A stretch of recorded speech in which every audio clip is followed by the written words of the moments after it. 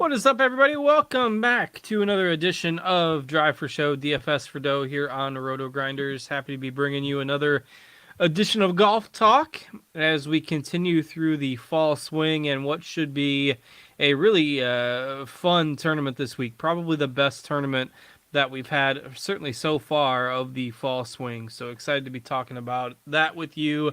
Another no-cut limited field event this week, so we'll see how long it takes us to get through it, but at least half hour or so, 45 minutes going through the golf tournament for this week.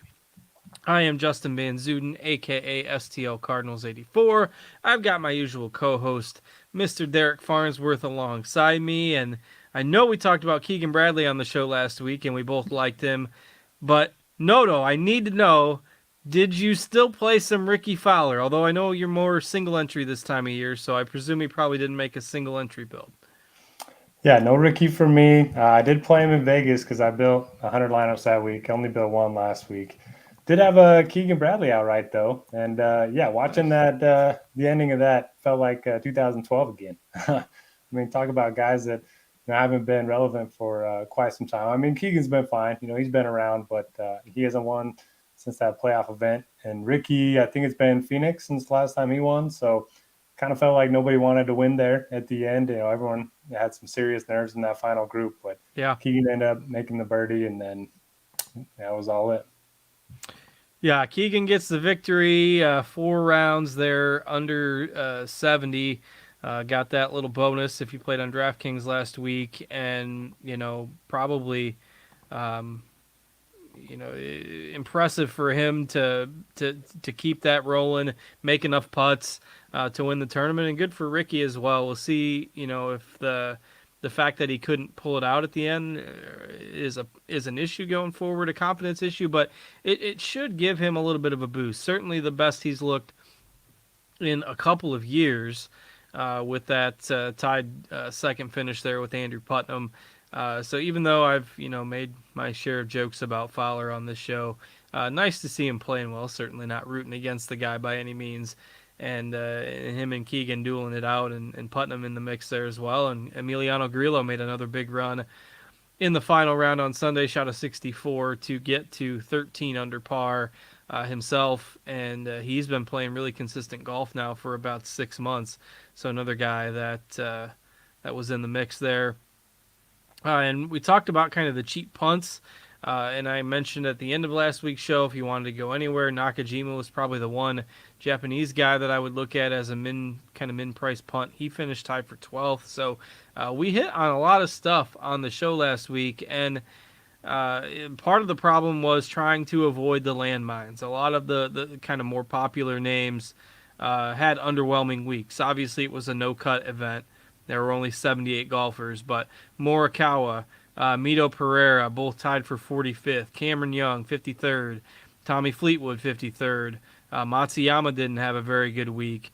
You go down, keep on going down towards the bottom. Davis Riley finished near the bottom. So if you had one of those landmines, it was probably tough for you to win a GPP. But that's part of what makes the DFS golf game a little frustrating and kind of fun as well. So what were some of your other takeaways from that event as a whole?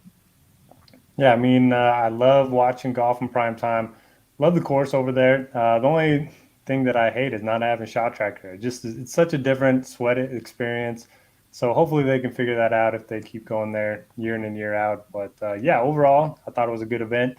The leaderboard wasn't stacked with names that I might have thought would have been up there. But like you mentioned, just a lot of a chalk that busted. Mito, I think he was -3 after day one and then just fell apart. Terrell Haddon was one of my favorite tournament plays. He had an 8 on the par 4 on day one, so he was kind of done for. And yeah, just one of those events where if you don't get off to a good start, it's kind of hard to for your guys to rally, even though there's 4 rounds. Yeah, with scores getting kind of condensed, if you get off to that bad start, it's just tough. You don't have those 6 out of 6 to rely on where, maybe I can make up some ground because other people don't have everybody making it through the cut. Part of the issue with that is, when there is no cut, then it's just hard to make up those fantasy points as well. Not really much else for takeaways. I mean, again, it was a no-cut event. We kind of mentioned the names that flopped there. Um, Mentioned some of the guys that we good to see at the top of the leaderboard.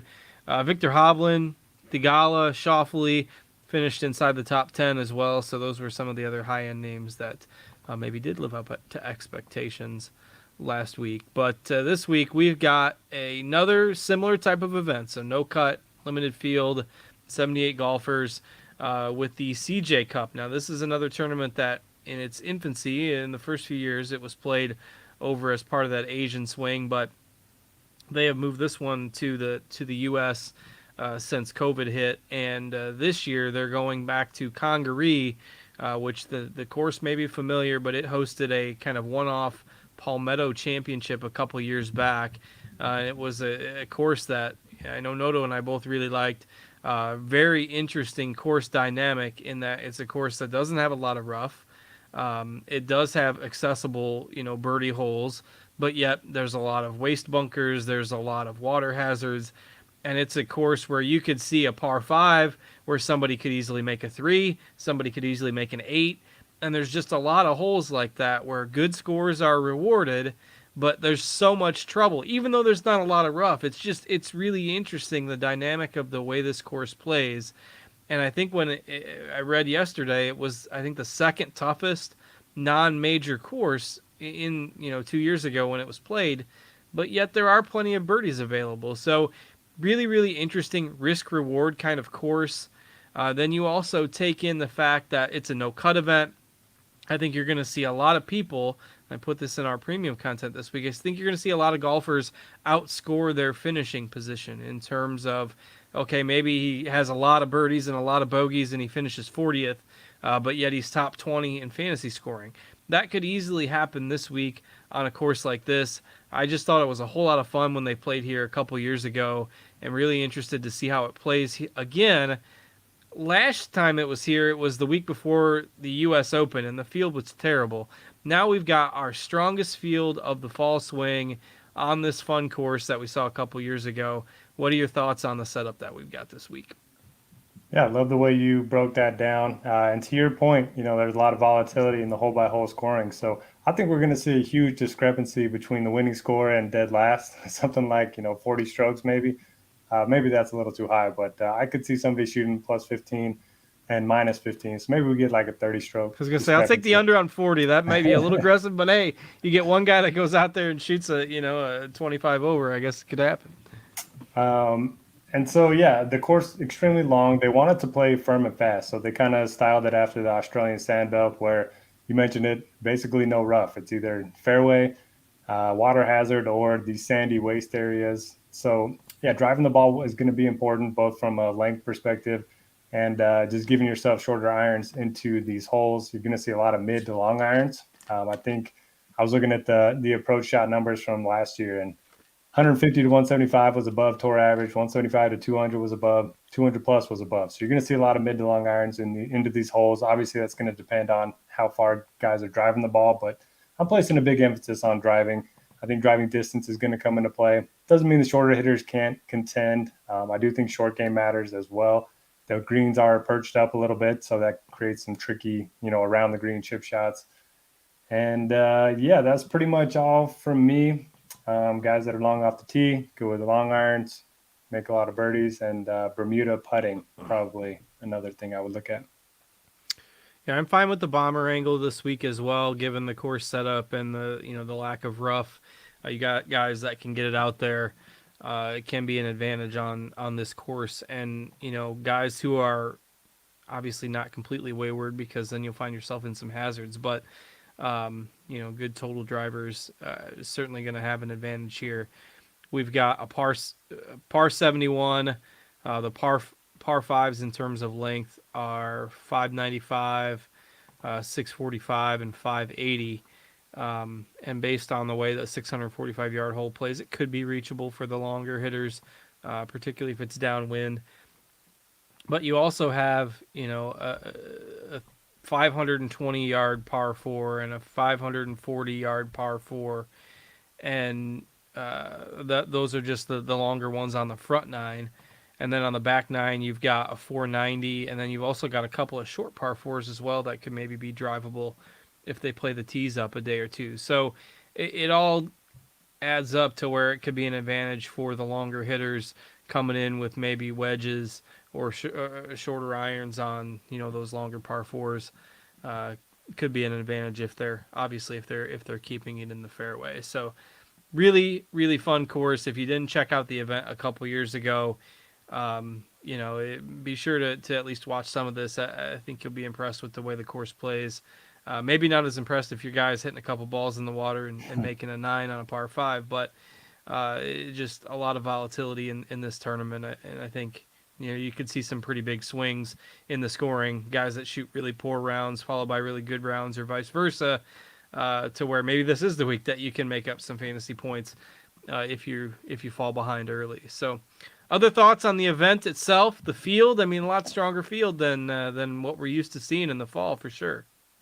Yeah, great field. Can't wait to see a lot of these guys tee it up. When they did play here last year, it got glowing reviews from pretty much the whole field. So I think a lot of the big names are going to like the course. My only note is that we only have 1 year data to work with when it comes to the course, and it was played in a different time of year. I think it was played in the spring or early summer last year. So that could make a little bit of a difference. I do think there's been a little bit of rain in the area, so it might not be as firm and fast as when we saw it the first time, which to me it just says more of the bomber angle.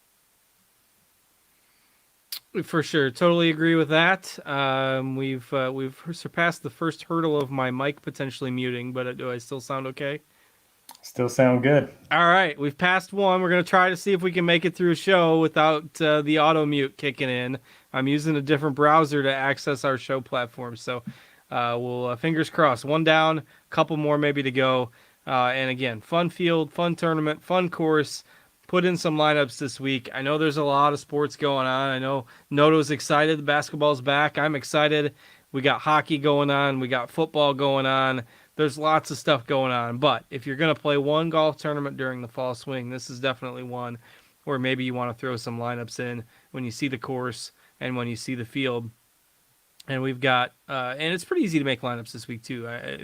Kind of with the stronger field, you've got some more accessible options in the cheaper price ranges. So again, though, it's limited. We've only got 78 golfers, so we've got 4 of them above 10K, which again a little bit looser pricing than what we sometimes see.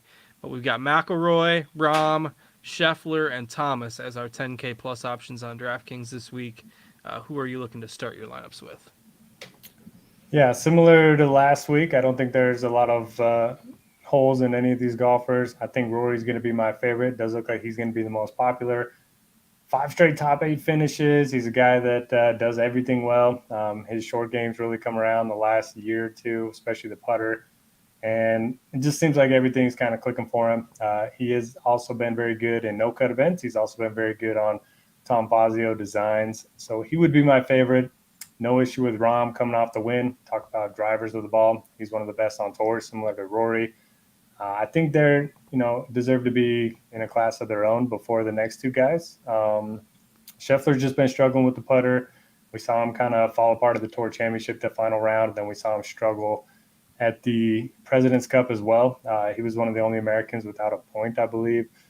And then JT, I'm okay with JT, but I do think it makes a little bit more sense to get up to Rory and Rahm myself.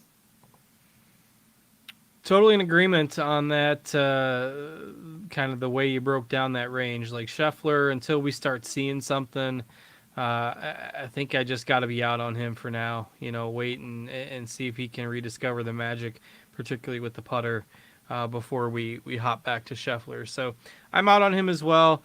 Tough to ignore Rory just with the way he's been playing. I think one event on American soil since April without a top 25, like this is just ridiculous. And you go to a tournament where we think driving is going to be important. We know he hits it a long way off the tee. Just tough to look to anyone else, I think, as the number one overall golfer in the field. So I would prioritize him significantly over the rest. I'd probably put Rahm and Thomas next, and then I am out on Scheffler for now. So we're pretty much in agreement on that top tier. The next tier, this could be the tier that makes or breaks lineups this week. So we've got 6 golfers in the 9Ks. Fitzpatrick, Im, Burns, Hovland, Homa, Morikawa. And none of those guys over 20% in terms of our projected ownership right now. All of them in the teens. No lower than 10, no higher than 18, 19 on these 9K options. You're going to see ownership spread out a little bit here. Who are a couple of your favorites in that range? It's kind of a weird week where I'm going to be diversifying a little bit between my outright bets and my DFS lineups because I do want to start with Rory and Rahm and DFS. Don't love their numbers for outrights. I peppered this 9K range with my bets. I think I bet on 4 or 5 of them to win. So that's kind of how I'm looking to attack it. Not going to have a ton of exposure to the range of DFS. If you do want to check out scores and odds, all my picks are posted there for outrights. But my favorite of the bunch is going to be Fitzpatrick. Coming off of a miscut last week at the Andalusia Masters over in Europe. I think it was only by 1 or 2 strokes. Other than that, I mean, he's been in tremendous form. He's been playing a lot in the fall, which I like. He's one of the few guys above 8K that's actually played this event or this course. He finished 10th last year. And he's added some major distance off the tee. He's actually top 15 in this field in distance. We know the short game's good. So I really like Fitzpatrick. As far as like Sungjae, Tom Kim, Morikawa, they all just seem to play better on shorter courses, and that could be a mistake, but I'm probably going to be out for them. I do like Hovland and Burns as tournament plays, and Homa as well. But yeah, for the most part, I'm probably going to be hitting the very top and then dipping down a little bit. Yeah, what do we make of Tom Kim? Obviously, he was big for hot start to the fall swing, and everyone's touting him up as kind of the next big thing, and maybe he's already there. But what do we do with him on kind of a course like this where he's finally maybe in the process of cooling off a little bit? Yeah, we faded him last week. He didn't hurt or kill us either way. Finished T25. I think I'm going to fade him again. Just looking at his distance, he's like bottom 6 in this field of guys that have stats. So hits a ton of fairways, does gain strokes off the tee just thanks to his accuracy. But yeah, for me, if I'm targeting the bomber angle, I'll just go all in on it and target the guys above him a little bit. With you on that. Fitzpatrick, definitely my favorite in here at 9,800 for the reasons you mentioned. I mean, his career kind of trajectory just totally changed after he got that added distance. And, I mean, he maybe feels overpriced for those of you who don't follow golf as close, but deserves that $9,800 price tag for sure. Burns, I think, in GPPs is fine. Morikawa, I think, in GPPs is fine. I don't love any of these guys, which is why I'll be starting a lot of my lineups with Rory. But Fitzpatrick would be my first choice in here, particularly if he stays at the ownership where we have him right now. Any worries about like somebody like Hovland? I don't know. Hovland worries me if he gets like short-sighted on one of these greens and takes 4 chips to get up onto the green and into the hole. Yeah, so Hovland's interesting because one of the better ball strikers, and the average GIR here in last year was 69%, so pretty high. So if you think he's going to be 10% above the field in terms of GIR, then he's not going to have to chip a whole lot. He's obviously a good driver of the ball. He's coming in some pretty good form, a couple top 5s in his last 3 starts. So I do like Hovland. The ownership isn't as low as I was hoping. But yeah, I think he's certainly interesting. And one other note I wanted to make is you can start lineups with, Rory and one of these guys in the 9Ks. I was messing around with the Rory Fitz lineup today. It's not that hard because the 6K is a lot better than it was last week, just given the strength of the field. Totally agree. It's just the 6K options last week were iffy, though the couple that we did give out played pretty well. It didn't feel as comfortable as it does this week, and you can do those stars and scrubs builds a little bit easier this week. You mentioned Scheffler struggling at the President's Cup. Well, the guy who didn't struggle was Spieth at the President's Cup. He is at 8,800. Matsuyama's at 8,700 and coming off an underwhelming week in his home country. Hatton, you liked last week.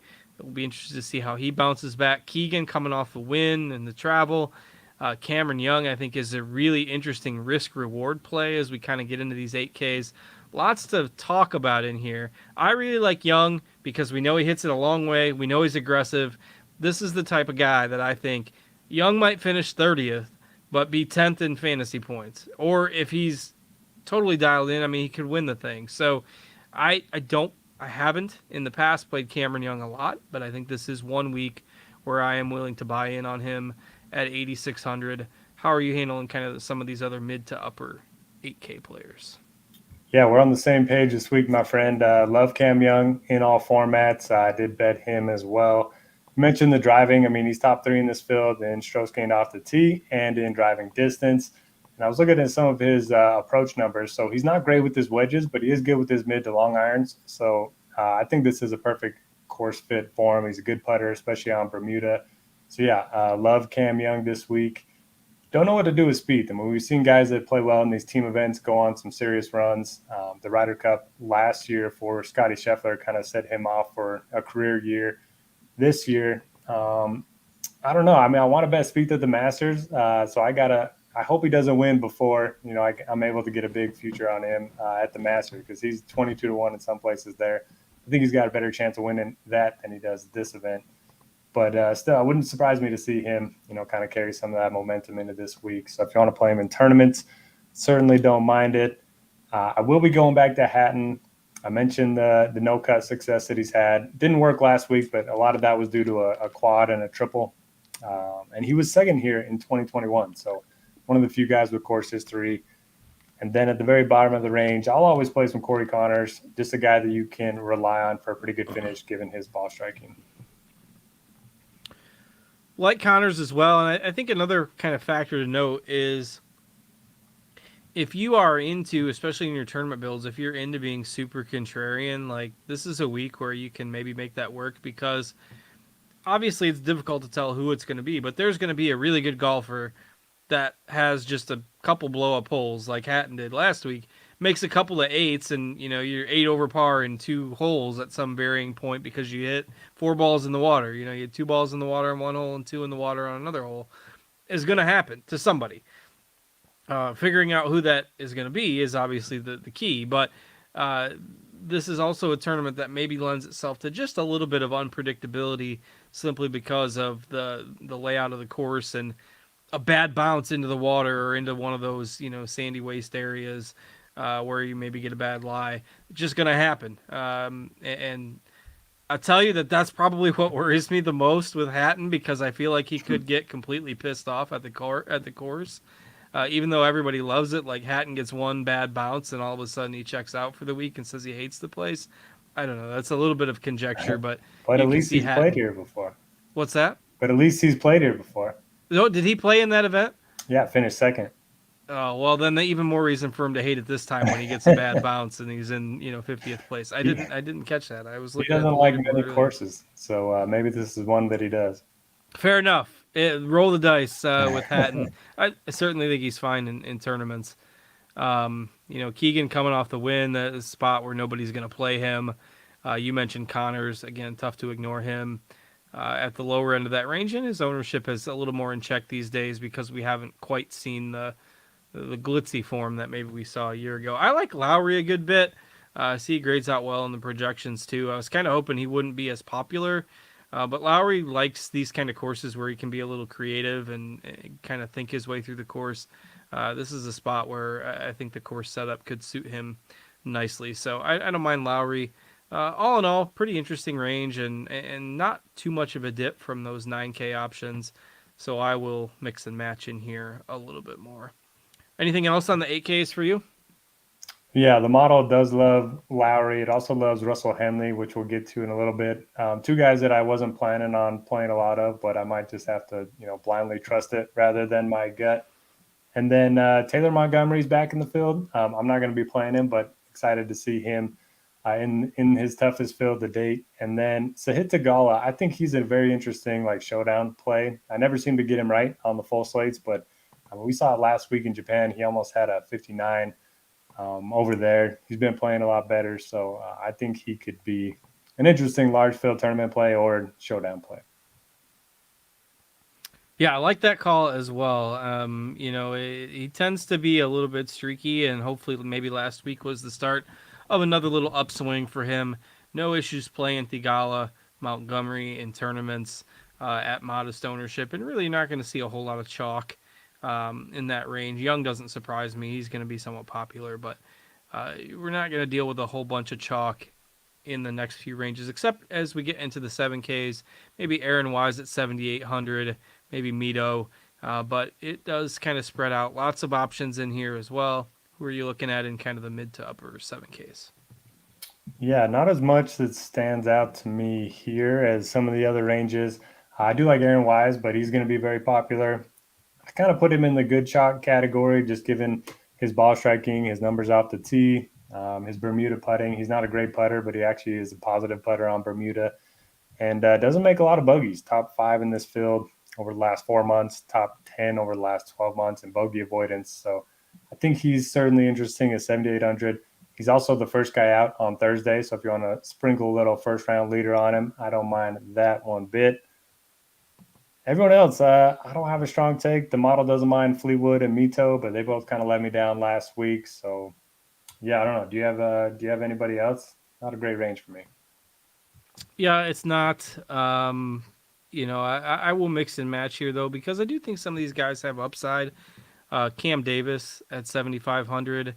I think intriguing ceiling there. He can be a birdie maker. He's a guy that often outscores his finishing position in terms of, especially when he's priced pretty cheap. So I like him at 7,500. I like Wise as well. And I'll go back to me.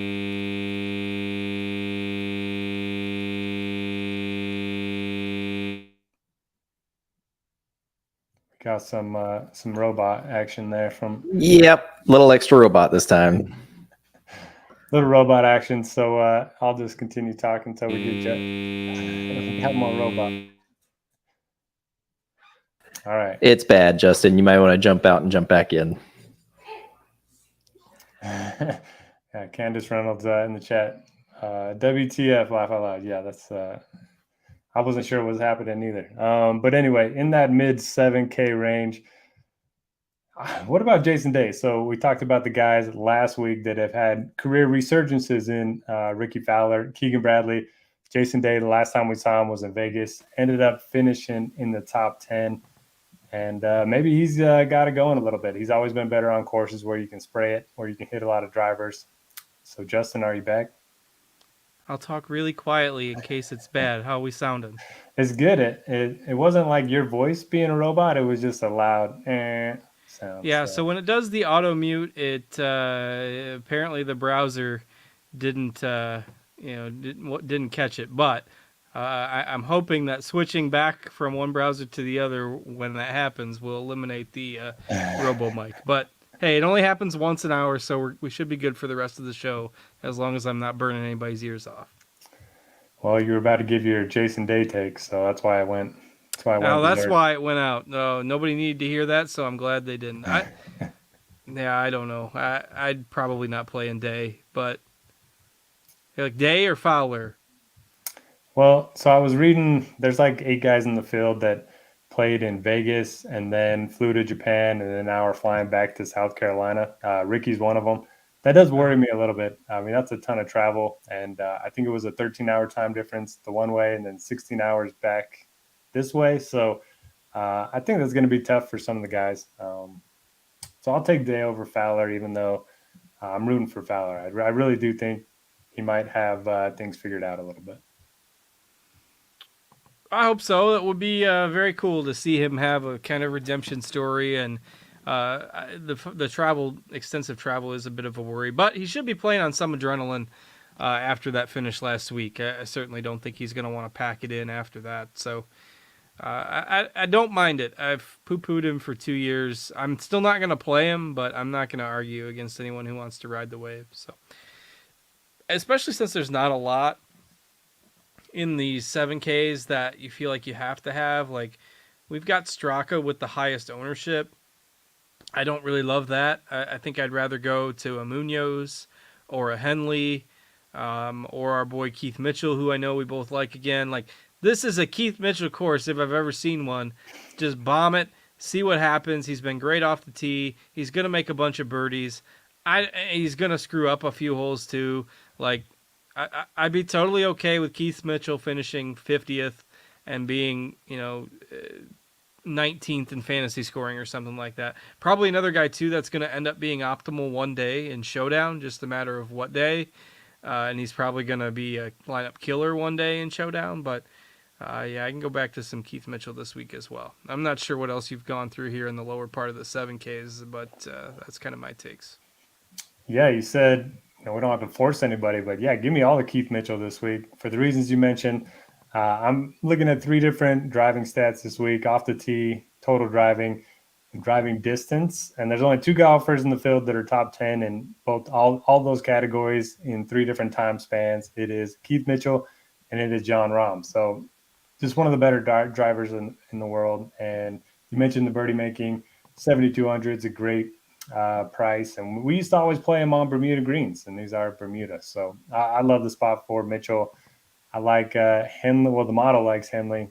Not a bomber by any means, but he does. He is very good with the long irons, so I don't mind going to him at 7,300. I like Sebastian Munoz, and then maybe some Seamus Power. I don't know. I still haven't gotten him right, I don't think, so I'm just going to keep playing him until he eventually gives me like a top 30. Then I'll be happy. We're going to play him every single week until that happens. Yep. And in terms of guys that have played this event, Seamus was T19. Mitchell played and missed the cut. Stallings played, missed the cut. Poston played, missed the cut. So I don't know. If a guy played and missed the cut, is that good or bad? I don't, I put that in my article too, that Mitchell played here and missed the cut, but at least it's some experience on a course that's a little bit unique. I don't think it hurts, especially since this time is a no-cut event. I land on the side of it helping because any data I think you have on a course that's kind of weird like this one, I think helps. Yeah, I'm right there with you. And Mitchell missed on the number, which makes, for every reason, that just makes me feel a little bit better. Well, that's interesting. I think he was like +3. Was the cut +2 that year? Well, he was 80th, so I just imagined that it was on the number. Yeah, no, it could have been. Let me. Again, there's so much volatility on the course. Garrick Higo won that tournament, by the way. Let's see. The cut was +2, and Hatton. He's tied second. Mitchell was +3, so he missed by 1. Which again, yeah, it's not like he shot +10. Let's see who was dead last. Smiley Kaufman was still around. 21 over. Maybe your 40-stroke difference is not a. You gotta have one of these guys at the bottom just completely implode. It might happen. Yeah, I mean, there's a few guys 1,000 to 1, so one of these guys could get me +25. I am curious. What do we do? You mentioned Power. We're gonna be on him until he does something. I'm kind of with you on that. So what is going on with Davis Riley? I don't know. I've never really been a Riley truther, so I missed out on some of his good performances last spring or whatever. But yeah, I don't know what's going on with him. He did withdraw that 1 week, so maybe he's got some kind of injury or something. We never really heard what it was for. But back to Smiley. So he made the cut at +2 and then finished 21 over? No, hang on. Shoot, I got to get it back. That's only 2 rounds. He was 21 over in 2 rounds. Yes. now we're in real business. That's terrible. I didn't put that together until just now. The worst guy that made the cut was +8, so nobody imploded totally on the weekend. But in 2 rounds, and that's another feather in the cap for this argument because all these guys are playing 4 rounds. Yeah. But yeah, we had Smiley at +21, but there was 150 golfers or whatever, so not as many. But we had a +16, a couple +15s, a couple +14s. Like, you double that, that's 20s, 28, 29. So now I'm curious. Over under worst score in the field. I'm gonna set that. Boy, that's throwing me off. There was like 10, 12 guys that were double digits over par in 2 rounds. I mean, Over under worst score in the field. Now I'm going to set it at like plus 24.5 based on these numbers. So now the 40's back in play. The 40's back in play. If you think the winning score is going to be about 15. Let's check the wind real quick. It's looking rather light on the wind. I don't know what it was last year. I don't either. And like you say, different time of year. I'm going to stick with that. 24.5. The book of STL cards is open. Over under worst score in the field plus 24.5. What kind of action will I get on that? I think most would hammer the under, but I don't know. I think it's live. that's where I want the action. Yeah. Look at these numbers. 10, 10, 10, 11, 12, 13, 14, 14, 15, 15, 15, 16, and 21. Like, all we need is Smiley to show up here, and my number's good. I think I'm inviting action on the under, really. I'm fascinated by this, and I've gotten completely off course. We were talking about Davis Riley, and somehow it turned into that. I don't even remember what brought that on, but carry on. Anybody you like better than Riley since you're not a Riley guy? I'll go back to Luke List, a guy that bombs it off the tee, a guy that good with his irons, and a guy that might lose 24 strokes putting over the course of 4 rounds. But yeah, the putting's been awful, but hey, top 30 last week. That was his best finish in a little while. Chris Kirk seems like the safest option down here at 6,600. Gary Woodland's an interesting name. Brendan Steele, I think he's the first group off as well on Thursday if you want like a long shot first round leader. I think that's about it for me. I did see some people talking about Harris English. He's a big name that has kind of been struggling, but maybe he gets it going. He did finish top 15 here last year. All right, I'll throw Trey Mullinax into the ring, a guy who finished the summer season on fire. And so the first couple events of the fall swing, everyone was playing Trey Mullinax, and he missed the cut in both of them. So now nobody's playing Trey Mullinax again. Another guy that, he can hit it plenty long off the tee. Obviously, the fall swing numbers, 2 events, are bad. But everyone wanted to play him a month ago, and now nobody wants to play him. So at that price, if he can get hot at 6,600, I don't think it's crazy. We've got him at about 3% ownership. So he's probably my favorite in that range. Maybe throw Lee Hodges in that mix as well. I'm off of Troy Merritt. He's just fallen off a cliff the last couple months. I'll play Mullinax if I want somebody that's in a little bit more questionable of form. But maybe a sprinkle of Alex Smalley or Kirk as well. But Mullinax, definitely my favorite down in that punt range. All right. Anything else for you before we get out of here? Not much. I don't think you need to hammer the 6Ks too much, especially in your main lineups. But Windham Clark, number 1 in the field driving distance over the last 12 months. All right. If you want to go the complete YOLO bomber build, there you go. Throw Windham Clark in there. Throw Mullinax in there. And see what happens. So that's going to wrap us up for this week. We've got the Bermuda Championship next week, followed by Mayakoba, followed by the Houston Open and the RSM, and that takes us to the winter break around Thanksgiving time through the end of the calendar year before the new year starts right back up in Hawaii in January. So we've got, 4 more events, 4 more weeks, and some typical fall swing events there. Mayakoba, Hovland won that last year.